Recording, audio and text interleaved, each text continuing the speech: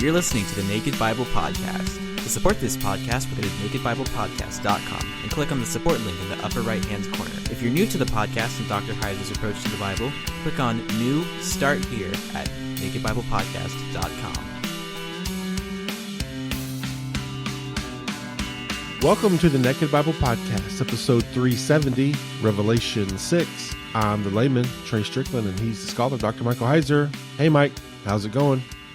Pretty good. I had my first fantasy baseball draft last week, Trey, and I'm relatively happy. Looks good. So this is something I can get behind our audience, being there you go. Annoyed at us. I'm not going to belabor it. I'm just teasing. That's what's new. Teasing. I'm teasing. How'd you do in the draft? I think I did pretty well. It's a roto league, so we'll see. Now I get to just see and watch which guys get injured. Yeah.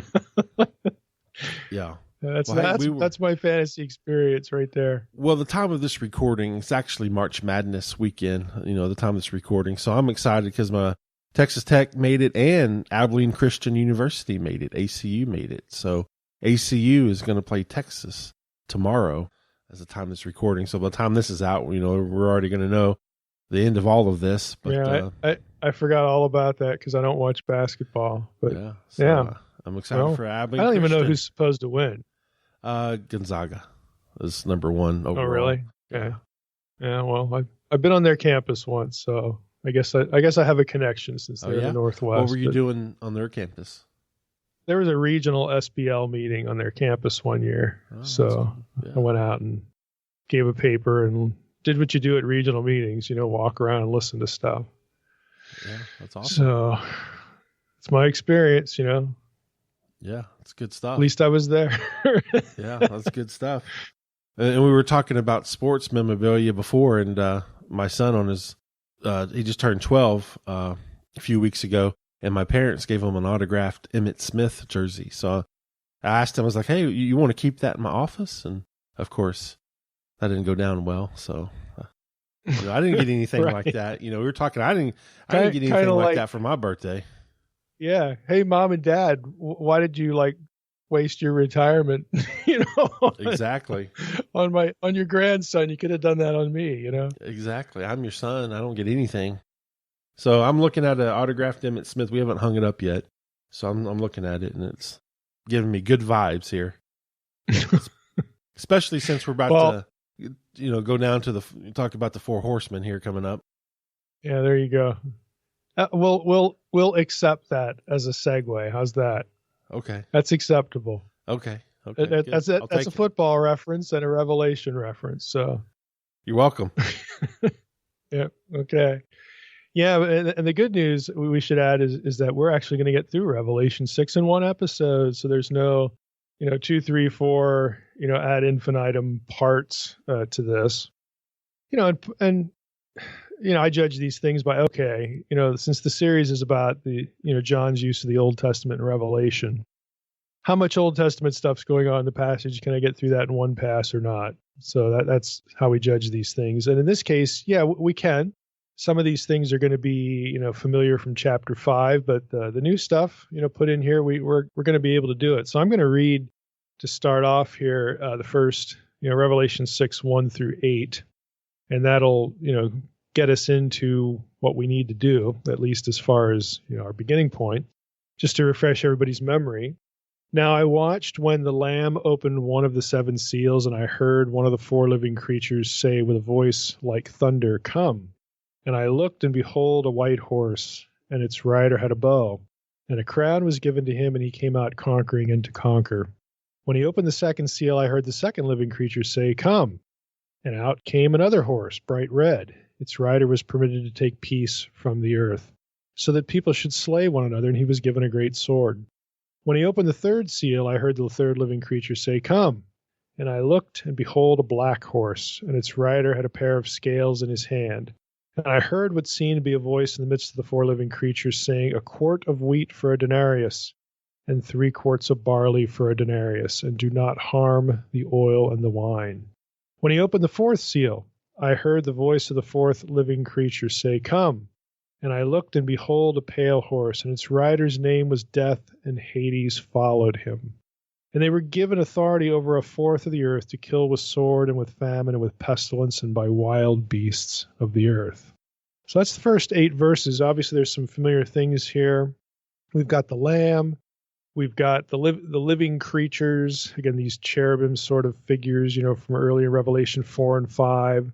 We've got the reference to death and Hades. Again, that's back in Revelation 1 and Revelation 3. So there are a few familiar things here, but there's going to be, at least one case we're going to note kind of a bit of a twist in what John is getting us to think about. But let's just start again with the obvious. The Lamb opened one of the seals in the first verse. Now, Owen in his commentary observes something kind of obvious at the beginning here.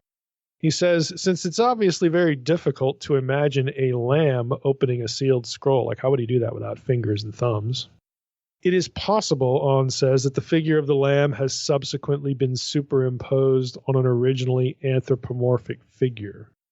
The group of 4 visions in 6, 1 through 8 is structured by using the 4 cherubim, each of whom summons one of the 4 horsemen, which afflict the world with a variety of plagues, unquote. Now, this raises an interesting, but, to be honest with you, it's not terribly important point about when John describes the lamb, is he actually looking at a lamb, or is he using the word lamb to describe Jesus? Okay, like I looked in the lamb that was slain, and he's standing before God. Okay, this Revelation 5 language.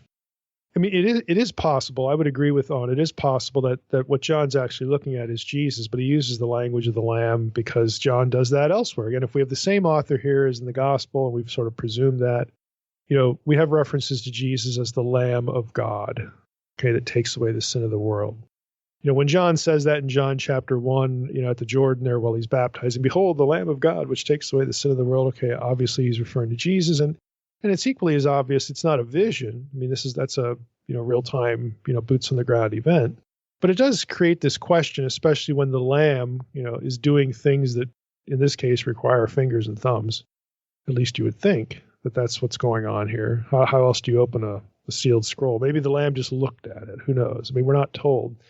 But it at least opens the door, and commentators have gone back and forth like, okay, what's John actually looking at? And as I just read in the On quote, maybe the figure of the Lamb has been subsequently superimposed on an originally anthropomorphic figure. The ultimate answer is who knows, okay? Because all we do have is the verbiage, the vocabulary. We have things that seem incongruent with the vocabulary, but hey, it's an apocalyptic vision. Kind of like dreams, don't need to really conform to reality as we experience it. All right, so, an apocalyptic vision may not need, these sort of niceties either. But I thought I'd mention it because it is part of the discussion. Again, I don't think it's terribly important either way, but just, we run into it right away. Now, Beale, when he opens his discussion of the chapter, he writes this. It's similar, but a few differences here. Revelation 6, 1 through 8 is intended to show that Christ rules over such an apparently chaotic world and that suffering does not occur indiscriminately or by chance. That's actually going to be a fairly important thought, because who holds the keys to death and Hades? That would be Jesus. It would be the risen Christ. We've had that in a previous episode. So keep that in the back of your mind. We'll get back to it.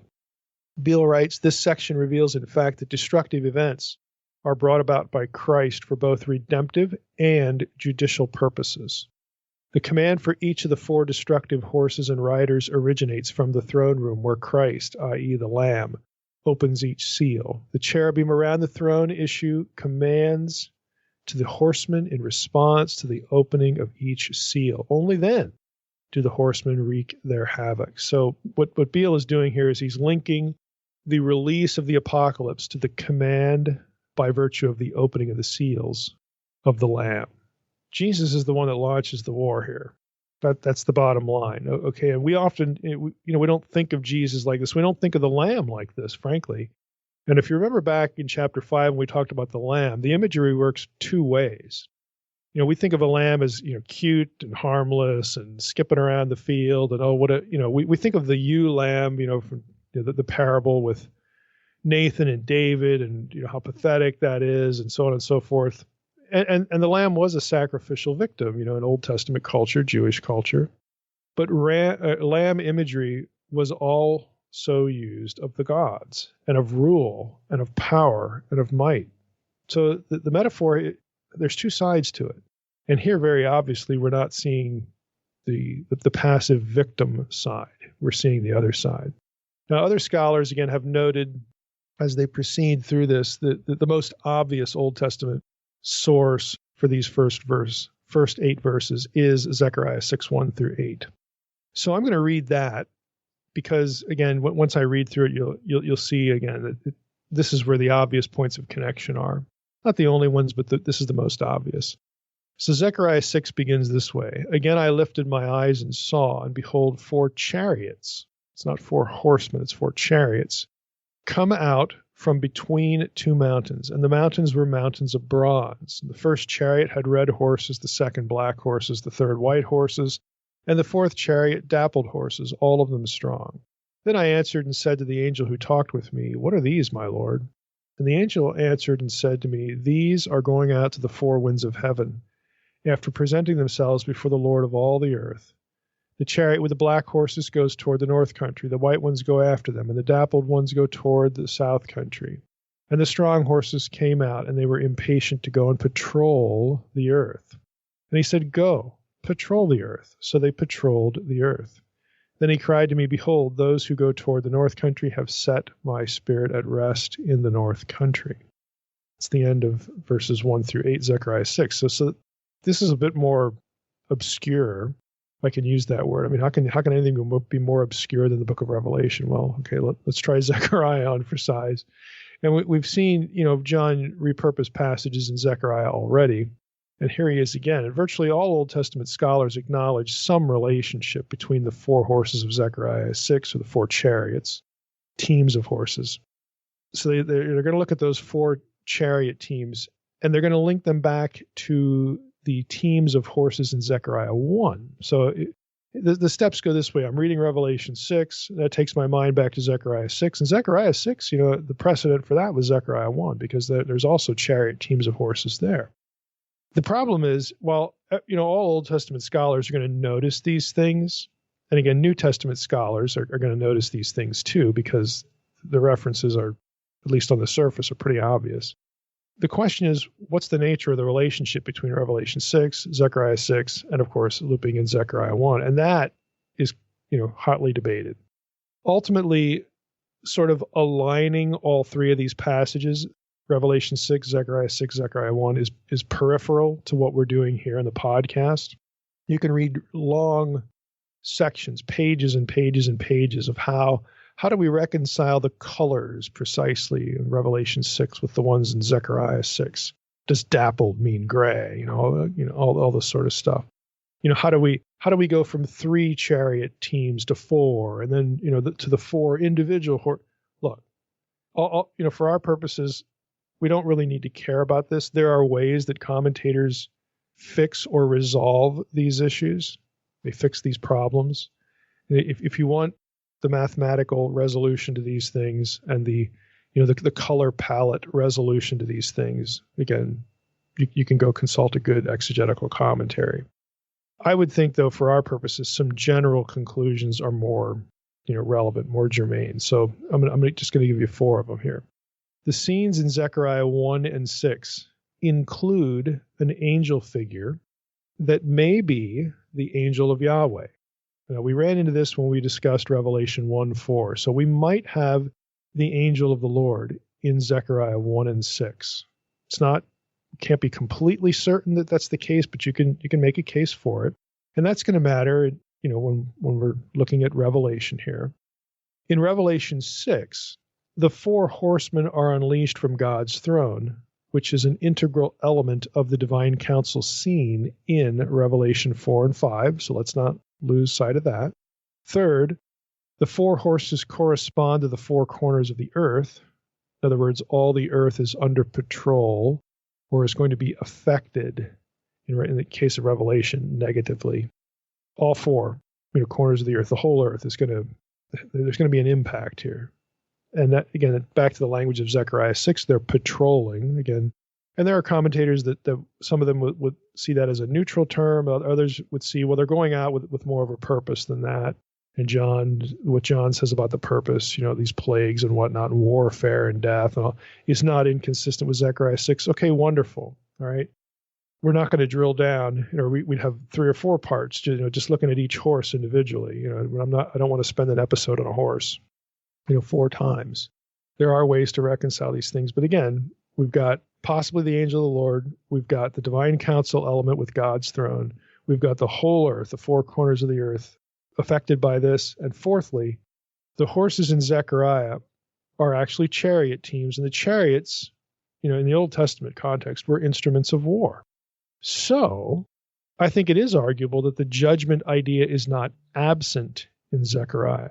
We'll say that much. The chariot teams are sent out to punish the nations that are oppressing God's people. So if you read Zechariah in context, patrol, what I'm suggesting is, because it's a chariot team, I'm going to be on the side of the commentators that say, if he was just going out for a look, you'd go a single rider on a horse. If you send a chariot, okay, that implies something, violent or it implies judgment, because this is an instrument of war. And in the context of Zechariah, that passage is about God avenging his people, God punishing the nations that are oppressing God's people. And that is very much in concert with the flavor of Revelation, even at this point. Because haven't we just read through the letters where God is basically saying, Christ, Jesus is saying, hey, endure to the end, and the Lord knows your suffering. The Lord knows, those who are persecuting and oppressing you, and he will not forget that. And he, they will have their day. Okay, the Lord is not going to let this, pass without, a judgment here. And so this is unleashed in chapter 6. So the contexts are actually, more similar than you'd think. Now, by analogy, again, just to summarize all that, in Revelation 6, we have the Lamb unleashing judgment on the world, 4 corners, the whole world, by means of the 4 horsemen. And they are going to punish the world, i.e., those who are oppressing, persecuting the ones who follow the Lamb. Okay, remember Revelation 5, the martyrs, that get the white robes. And this is the context for this. It's very much a day of the Lord kind of feel to it. The Lord is going to avenge his own.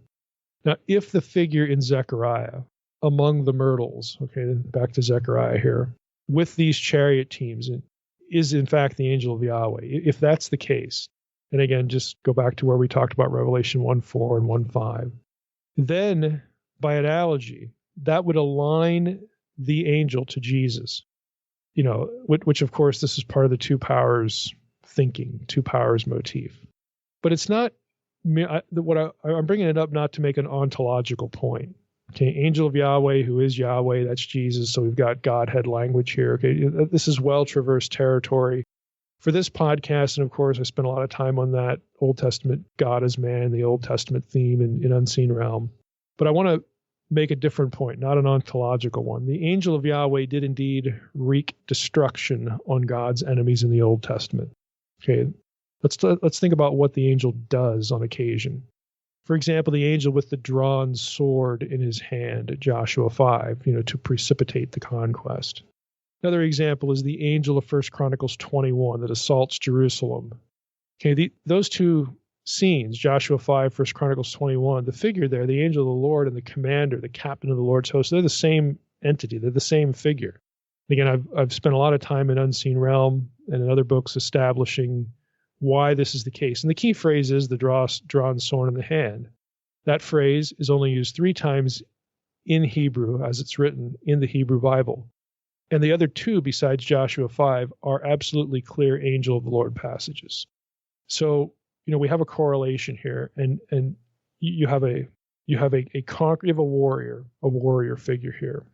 Now, I'm going to quote a little bit that I wrote in the Angels book, just about this, because this gets looped into other passages, including the destroyer at Passover. So, just bear with me here as I summarize some of this material. I wrote in the Angels book, it is clear from both passages, Joshua 5, 1 Chronicles 21, that the angel of Yahweh is in view and that he brings destruction. mashkit is a term used in 1 Chronicles 21.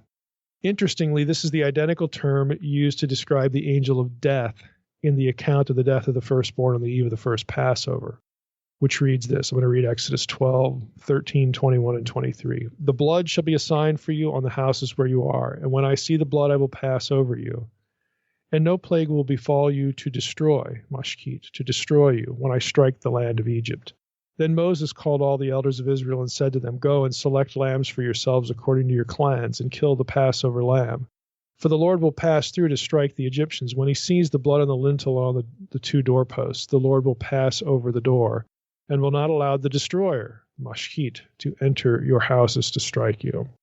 The mashkit, continuing on with what I wrote, who was the angel of Yahweh in 1 Chronicles 21, and the parallel is 2 Samuel 24, is here distinguished by the line, the Lord will pass over the door and will not allow the destroyer, the mashkit, to enter your houses to strike you. Yet we read elsewhere in other passages that it was Yahweh himself who destroyed the firstborn. So let me just stop there. If you look at this again, drawn sword, the mashkit language, go back to Passover, the Lord will pass over the door and not allow the destroyer to enter your houses, the mashkit. So those are clearly two figures. But yet in other passages, Yahweh is the destroyer. So you have this, again, blending, where the destroyer is but isn't Yahweh, this whole two powers thing going on. Here are some of the passages that loop Yahweh into this. He sent Moses his servant and Aaron whom he had chosen. He struck down all the firstborn in their land, the first fruits of all their strength. For I know that the Lord is great, and that the Lord is above all gods. He it was who struck down the firstborn of Egypt, both man and a beast. So the first passage there was Psalm 105, 26 and 36. Okay, he struck down all the firstborn. He, God, okay. And the second one was, again, he it was who struck down the firstborn of Egypt. Again, the divine name Yahweh is in that passage. That's Psalm 135, 5 and 8. There's another one, Psalm 136, 3 and 10. Give thanks to the Lord of Lords, for his steadfast love endures forever. To him who struck down the firstborn of Egypt, for his steadfast love endures forever. So it sure looks like, Yahweh and the destroyer are one and the same, but yet they're different. Again, this two powers thing. Some people have argued, though, that Psalm 78, 48, and 51 complicate this, that it gets in the way. And I'm going to suggest that it really doesn't, but I'm going to read the passage. He, that is Yahweh in context, gave over their cattle to the hail and their flocks to the thunderbolts. He let loose on them his burning anger, wrath, indignation, and distress. A company of destroying angels. The Hebrew is malakei ra'im. He made a path for his anger. He did not spare them from death, but gave their lives over to the plague. He struck down every firstborn in Egypt, the first fruits of their strength in the tents of Ham. So some would say that, God didn't do this destroying. It was this mashkit who isn't Yahweh, and people will deny the correlations and then assign the destruction to the, quote, a company of destroying angels, like to get God off the hook here. The complication is only surface level. Again, in Angels, I wrote, the ESV's translation, destroying angels, is somewhat misleading with respect to the terminology we are attempting to trace. The Hebrew term translated destroying is not the word mashkit, associated with the destroyer in the passages we looked at earlier. We should also observe that Psalm 78:49 does not say the destroying angels killed the firstborn. It never actually says that. The act is once again attributed to Yahweh in verse 51, of Psalm 78.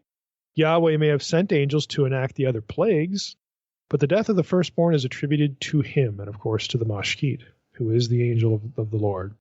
These angels, the group of angels, do not act in the role of the destroyer. That is this single figure who is also Yahweh. Now, the point to be taken here, why am I bringing all this up?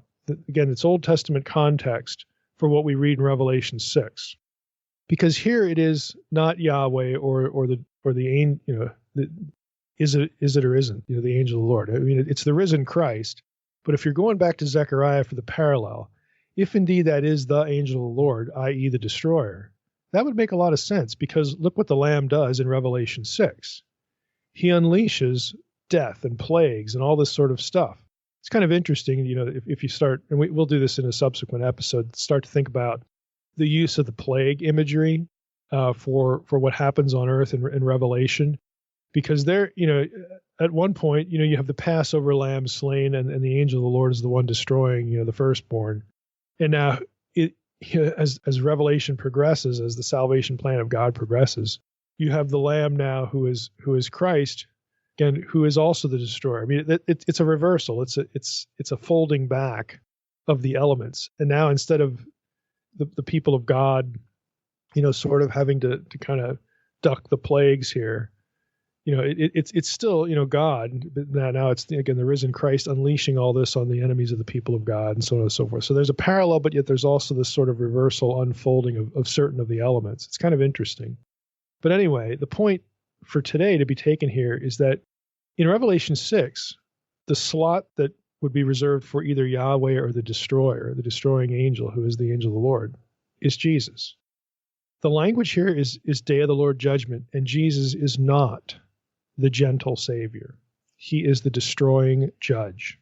And this isn't commonly the way we think about Jesus. I mean, let's just be honest. We often do not, sort of put this, when we think Christology, we don't think of this. But this is part of Christology. I'm not going to rabbit trail too much, but if you're interested, I have put an article in the protected folder.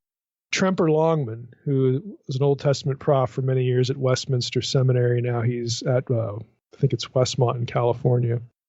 Tremper Longman's article, here's the title, The Divine Warrior, the New Testament Use of an Old Testament Motif. It's Westminster Theological Journal back in 1982. It's a really good article because it shows how the New Testament portrayal of Jesus is not just a passive suffering servant, the lamb, the sacrificial victim.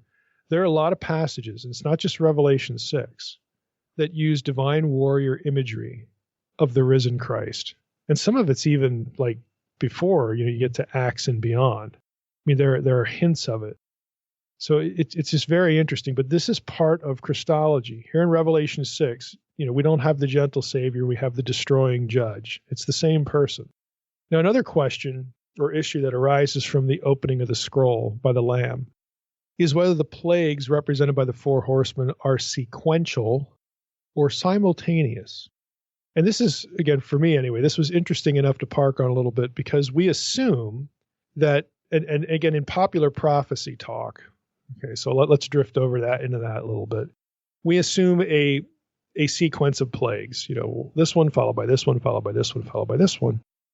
But there's actually an issue with that. So Beale summarizes the issue of the problem. He writes, the visionary sequence of the four seals being opened could represent sequential occurrences of each disaster, one after another.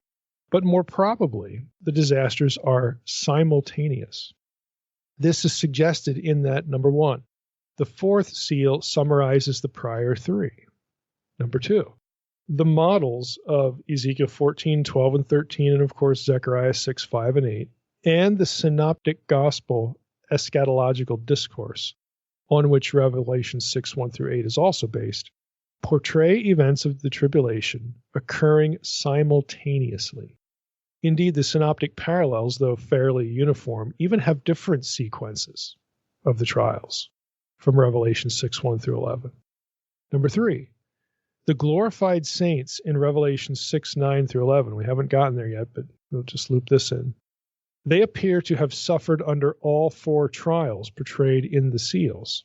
Nevertheless, a logical pattern repeatable throughout the age is discernible. Conquest, first rider, together with civil unrest, especially for persecuted Christians, that's the second rider, leads to famine, the third rider, and death, the fourth rider.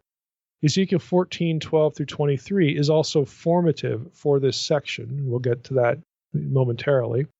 Ezekiel 14:21 is explicitly quoted in Revelation 6:8b, where it functions as a general summary of the preceding trials of conquest, sword, and famine, the first two of which include death. This quotation of Ezekiel also adds one more trial, affliction by beasts.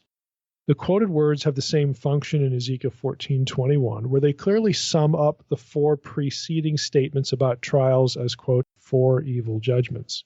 These punishments come on nations in general when they are unfaithful to God.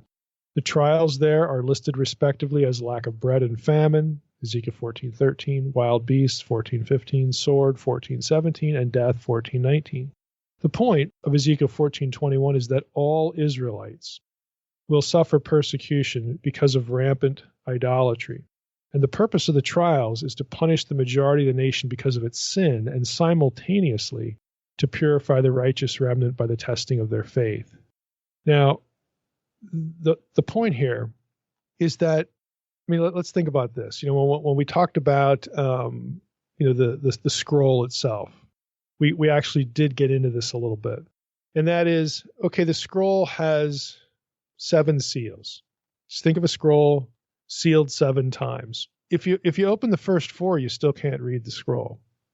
So this notion of, you open one seal and now you can read it, what happens, or now something. In other words, it mars the linear succession idea. And so what Beale is arguing, I mean, we talked about that last time, but he's also bringing it up here. The linear idea of the judgments isn't really a good one. Again, because you have the 4th summarizing the previous 3. You've got the synoptic gospels. Some they don't always have the same order. Sometimes they're these summary statements that occur simultaneously. In other words, you may have to wait till all the seals are open for all of this stuff to sort of explode. It's not typically the way we think. And certain eschatological systems, certain end time systems, actually sort of depend on sequencing. Okay, so that's all I'll say there. And it's not really a great argument. So let's go into Revelation 6:9 through 11. I'll read that. When he appeared, or when he opened the 5th seal, the Lamb, he opens the 5th seal, I saw under the altar the souls of those who had been slain for the word of God, and for the witness they had borne. They cried out with a loud voice, O sovereign Lord, holy and true, how long before you will judge and avenge our blood on those who dwell on the earth? Then they were each given a white robe, and told to rest a little longer, until the number of their fellow servants and their brothers should be complete, who were to be killed as they themselves had been. Bit ominous, but let's just pick our way through a few things. Under the altar, Revelation 6:9. What's the altar? What is the meaning of altar? Now, there's 2 possibilities here. On comments on this, but he doesn't really commit himself to either possibility, but I'll read what he says anyway. He says, since in Jewish thought the earthly temple was modeled after the heavenly temple, it is appropriate to ask to what the 8 occurrences of the term altar in the book of Revelation refer. The tabernacle and the Solomonic temple and the Herodian temple had 2 distinct altars. There was the outer altar, or the altar of burnt offering, located along with the bronze laver in the court before the entrance to the holy place, i.e., in the court of the priests. That's Josephus' language. And the inner altar, or the golden altar of incense, situated just in front of the paroquet or curtain, separating the holy place or nave from the devir, the most holy place, Leviticus 4:18. So you've actually got 2 altars here, but he doesn't really land anywhere. Now, Beale does a little bit more with this, so I'm going to share what he writes. He says, the mention of the altar here in association with those slain evokes the sacrificial nature of their suffering. This altar is not the brazen altar of sacrifice, although the sacrificial blood was poured out at the base of that altar. Leviticus 4:18, verse 30 and verse 34. And in Revelation 6:10, the sacrificed saints are under the altar. Also see Leviticus 17:11. The blood sprinkled on this altar is said to have the nephesh of the flesh, the life of the flesh in it.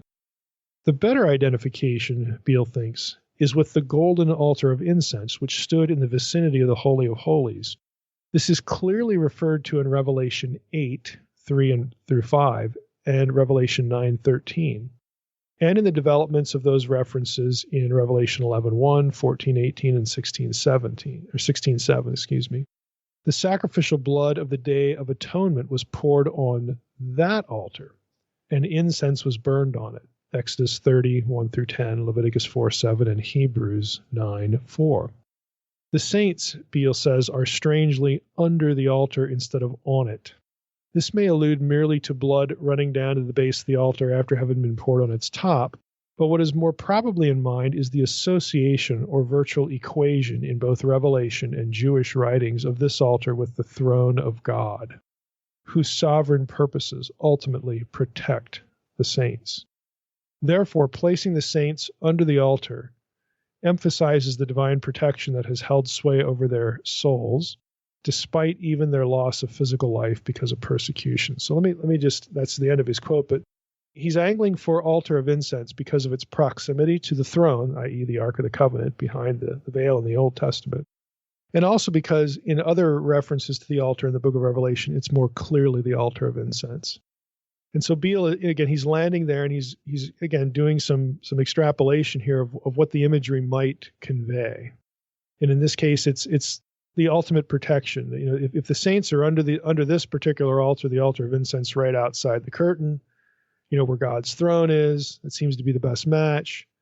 Well, then what that would speak to is that even if you lose your physical life, you're still going to be with the Lord. Okay, that kind of thing. So this is where Beale angles toward and where he lands. And I'm persuaded by that only because of the subsequent references to the altar more clearly being the altar of incense. So that would make sense to me.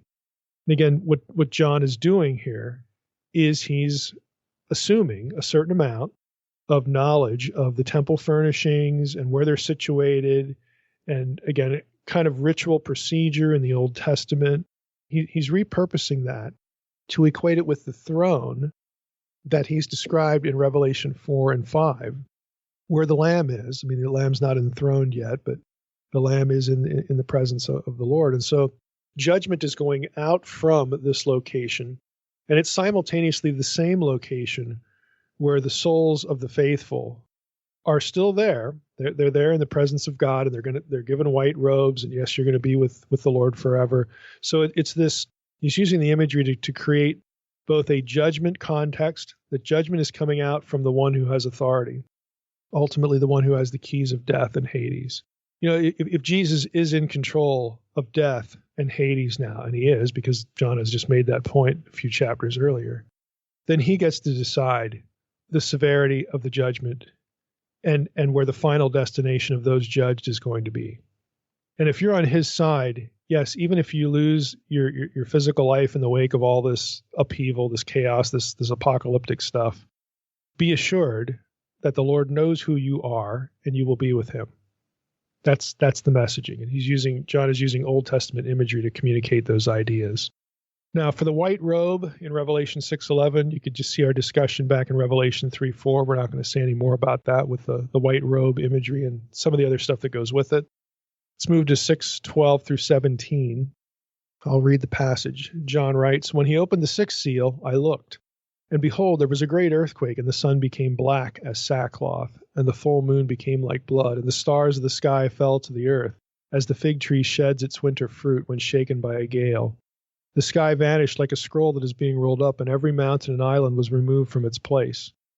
Then the kings of the earth and the great ones, and the generals, and the rich, and the powerful, and everyone, slave and free, hid themselves in the caves and among the rocks of the mountains, calling to the mountains and rocks, fall on us, and hide us from the face of him who is seated on the throne, and from the wrath of the Lamb." There you go again with the one on the throne and the Lamb distinguished. "For the great day of their wrath, there's two of them, has come, and who can stand?" Now this section amalgamates a number of Old Testament passages. This is where John has just thrown everything into the blender again. You know, Beale writes, "The judgment of the world is depicted with stock in trade Old Testament imagery for the dissolution of the cosmos. This portrayal is based on a mosaic of Old Testament passages that are brought together because of the cosmic metaphors of judgment that they have in common. The quarry of texts," it's a nice line, "from which the description has been drawn is composed primarily of," here's the grocery list, Isaiah 13:10 through 13, Isaiah 24:1 through 6, Isaiah 24:19 through 23, Isaiah 34:4, Ezekiel 32:6 and 8, Joel 2:10, Joel 2:30 and 31, Joel 3:15 and 16, and Habakkuk 3:6 to 11. And then Beale notes you might get some allusions to Amos 8:8 and 9, Jeremiah 4:23 through 28, and Psalm 68:7. I mean, like I said, John's throwing everything into the blender here. These same Old Testament texts, Beale writes, are also influential in Matthew 24:29, Mark 13:24 and 25, and Acts 2:19 and 20, which also quotes Joel 2:30 and 31. In other words, the same, to use Beale's phrase, the same quarry, okay, that John is mining all of these Old Testament passages from. Okay, they all have apocalyptic flavoring in the Old Testament. They're not only repurposed here in what John's doing in Revelation 6, but they get repurposed in synoptic gospel apocalyptic passages and the book of Acts, discussion. This is Acts 2, 19 through 20, about the inauguration, of the new covenant, the coming of the Holy Spirit, and so on and so forth. So all of these things are sort of just thrown into the blender. And Beale later observes, quote, the most formative influences among these texts, and this is a point of interest for those of you who are, again, familiar with Unseen Realm context, is Isaiah 34:4, after which Revelation 6, 13 and 14 has most closely been patterned, unquote. And you say, well, what's the big deal? Well, go back to Isaiah 34:4. Let's just read the whole thing. We'll read verses 1 through 4.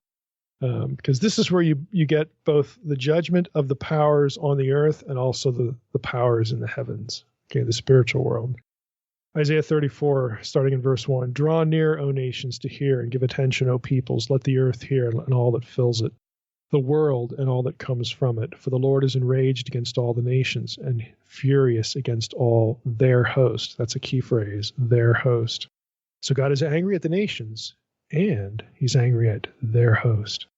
He has devoted them to destruction, which is the Karem language of the conquest back in the days of Moses and Joshua. He has given them over for slaughter. Their slain shall be cast out. The stench of their corpses shall rise. The mountains shall flow with their blood. All the host of heaven shall rot away. All the skies roll up like a scroll. All, there it is again, their host shall fall.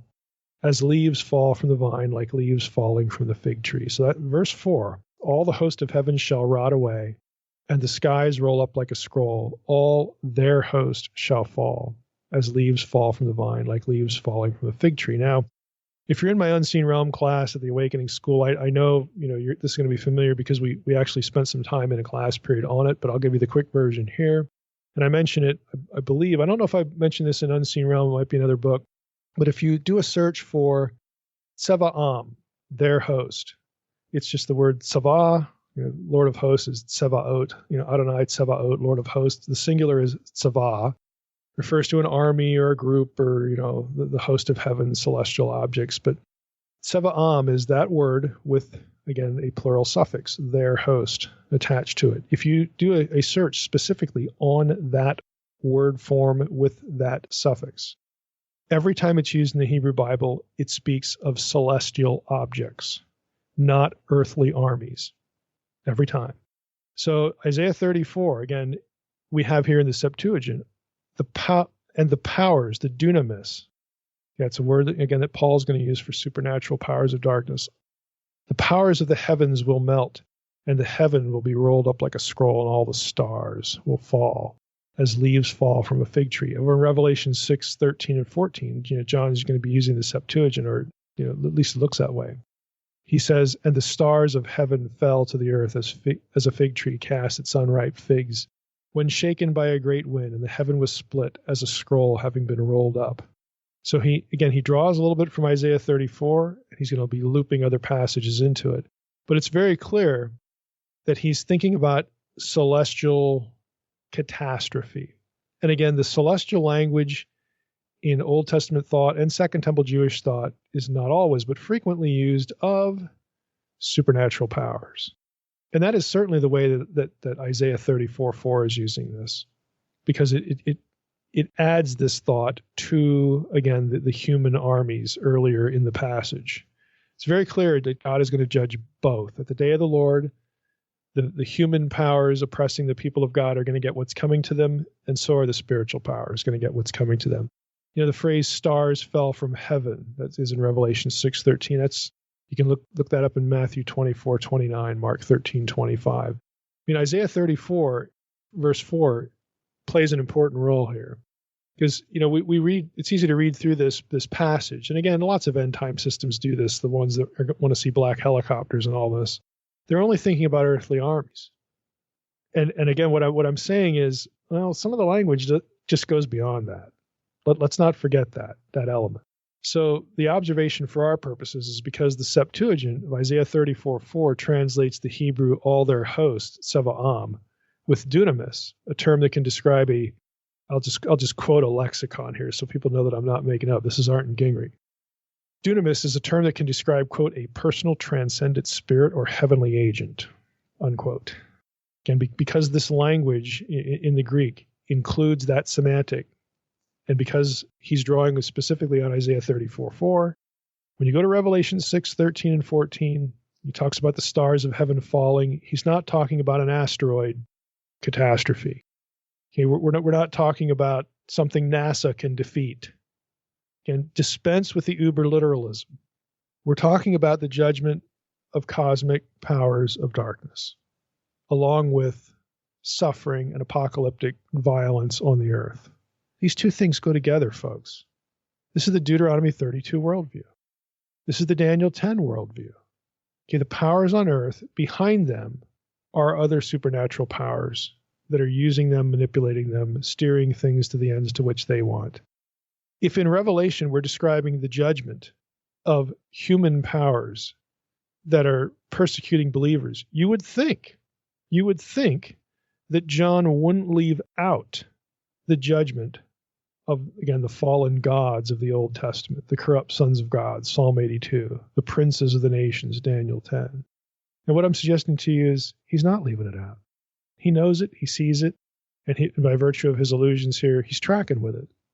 And this is, we need to be a little more careful in what we read. Now, I want to say a little more about the falling stars language.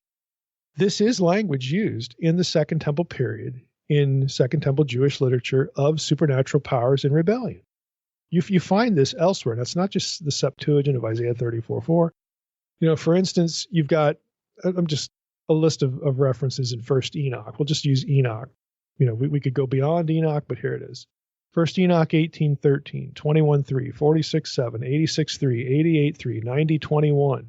All of these use the phrasing about falling stars of the watchers. Okay, supernatural powers in rebellion, or again the fallen gods of the nations. However we want to say that. Nicholsburg in his commentary on First Enoch says this about First Enoch 86:3. He says, in First Enoch 86:1 through 3, stars are an image for the watchers. And in Daniel 12:3 and First Enoch 104:2, stars and angels may even be identified with one another. An extremely close connection is indicated in First Enoch 82:4 through 20. Thus, when First Enoch 18:15 speaks of transgressing stars, it is alluding to a variation on the myth of the rebellion of the watchers. Okay, that's Nicholsburg. You know what? You also get wandering star language in the New Testament, do you not? Okay, wandering stars is not, something again that, I hope NASA noticed that. No, it's language that describes supernatural powers in rebellion, enemies of the people of God. So let's not forget that. Isaiah 34, again, really hits on both of these things. It's an important juxtaposition describing an eschatological judgment that includes the gods of the nations, akin to Psalm 82, along with human powers. So in light of all this, again, it's unwise to assume that what John describes in Revelation 6:13, 14 is a meteor shower, near-Earth asteroid impact, or some other literal astronomical cataclysm. The judgment of the powers may in fact be the intended meaning. Now, Beale, again, Beale's not doing anything deliberately divine counsel, okay? But he actually notes this possibility in his own defense of not reading the content of these verses, overly literally. He writes this, he says, the reference to stars, mountains, and islands as symbols of human or divine powers in the Septuagint, the Jewish writings, and the Apocalypse itself would point further to a figurative interpretation. I would agree. Although I like metaphorical better, because figurative makes it seem like, I think a word like figurative for evangelical readers makes it fall into that category. Well, if it's figurative, it's not real then. No, it is. Okay, a metaphor depends. Its coherence depends on something that is, literally real. So, when you get language like this, we have to remember that when Scripture uses metaphorical, symbolic, we'll use the word figurative here to be nice, figurative language. The point is not that we're talking about something less than real. We're talking about something more than real in a physical, earthly sense. Okay? Got to keep that in mind. One final note on the altar is in order. As was the case with the 24 elders, there exists, believe it or not, an astral interpretation of this feature. On, in his Revelation commentary, actually alerts readers to this point, even though he's not going to buy it, but he at least does it. He writes, Boll, he's referencing other scholars. Everybody except Malina is written in German, okay? Boll, Sattler, and Malina remind us that there was a constellation called the Altar, located in the southern sky in the Milky Way. And then he quotes, a few, Greek and Latin, classical texts, Ptolemy, Hipparchus, Eudoxus, so on and so forth. Then they, get going down here to what he says here a little bit further. Boll considered the souls clothed in white under the altar to be the stars in the Milky Way, over which the altar constellation is situated. Let me just stop there. Isn't that interesting? You've got in the astronomical interpretation or the astral interpretation, you've got the altar, and underneath it, you've got a series of stars. And stars, of course, is going to be used elsewhere, both in the Bible and outside the Bible, for celestial beings and or believers who have been glorified. Just pointing it out. It's at least on the table here. So Boll considered the souls clothed in white under the altar to be the stars in the Milky Way over which the altar constellation is situated. So in Boll's mind, John is using astral imagery to communicate the same point, about believers are secure, they're going to be glorified, they're going to be with the Lord, they're going to be part of the council. I mean, the theological endpoints are the same. It's just what is the metaphorical strategy for communicating the idea. And Boll and Malina and others opt for the astral interpretation. They think that the metaphors are astral in nature. But that's all we're saying here. It's just that this perspective is quite neglected when it comes to Revelation commentaries. Obviously, there are exceptions, which is why we're reading this stuff. So he continues. He says, On isn't buying this. This interpretation seems forced, however, since the altar mentioned here in verse 9 is one of the furnishings of the heavenly temple referred to elsewhere in Revelation. And astral deification is not so much as hinted at in the rest of Revelation, although it is certainly known in Jewish apocalyptic. Well, there's a problem here. There's actually two problems here. Owen's opinion that this option seems forced is inconsistent with his own content. I mean, we've quoted him here in prior episodes. The very citation, the very quote I just read you, notes that the temple is heavenly. Okay. Which raises the question as to why the altar could not also be heavenly. It's a heavenly temple, a heavenly altar. Don't they kind of go together? In addition, Daniel 12:1-3 has already been used by John, and those verses do indeed point to deification or identification of the righteous with the stars and therefore with the celestial council. And Owen's been all over that. So he's a little bit internally inconsistent here.